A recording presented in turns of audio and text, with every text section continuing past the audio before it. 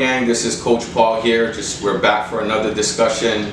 Topic for today, I call it flash and dash coaches.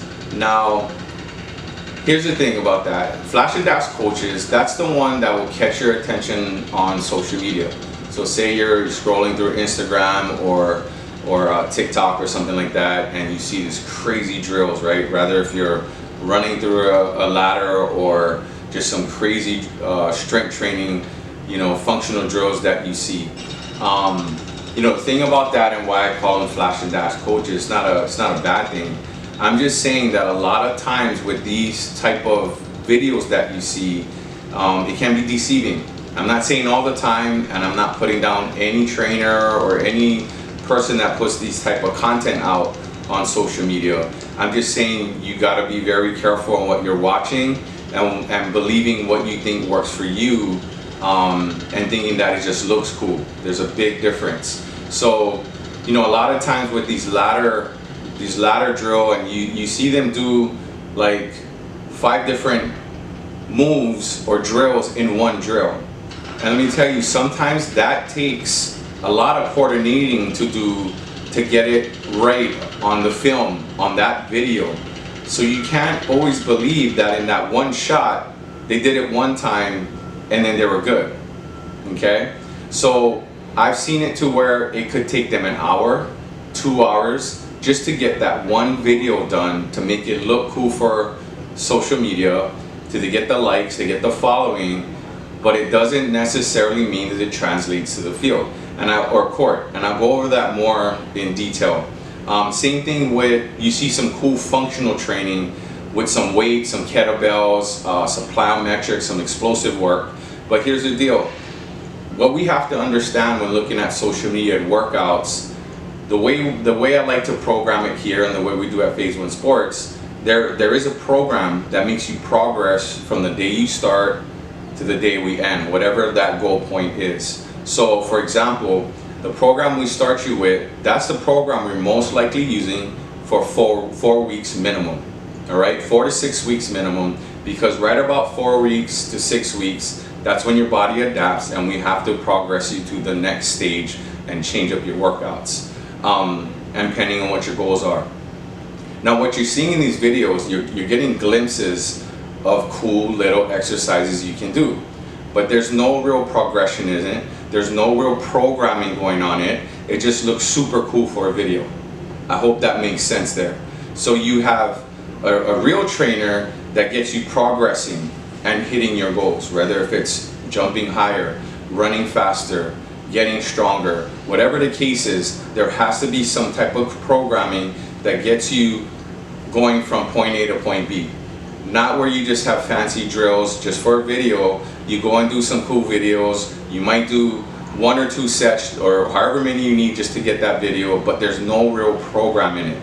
So we can't be fooled by that. Now, as far as the ladders go, now here's my take on this. There's no right and wrong. Like some people will ask the question, are ladders even good to do? Are plyometric training even good to do? Now, there's no that's not good. You can never say it's not good. The better question is, what's your goal? Because there's always a purpose for an exercise. It's just depending if it's good for you and your goal. But with ladders, people tend to call it a speed ladder. Really, I just call it a ladder. I use it more for warm-ups within our programming. And the reason why I say that is, a ladder is great, I think, for coordination, with the footwork and all that good stuff. But as far as, I don't call it a speed ladder, because technically, what do you define speed as? I would define speed as an athletic trainer as going from point A to point B, meaning a 40-yard dash. Something like that, where we can gauge you from start to 10 yards, start to 20 yards, or start to 40 yards, and so forth. So with that, technically, let's say you play football, track, something like that. You need to gauge your speed in that way, meaning a 40-yard dash is basically your interview for the NFL, right? You run a really good 40, depending on your position. That will determine if you get in or out for the most part. So I don't call it a speed ladder because you won't get that type of speed in a ladder drill.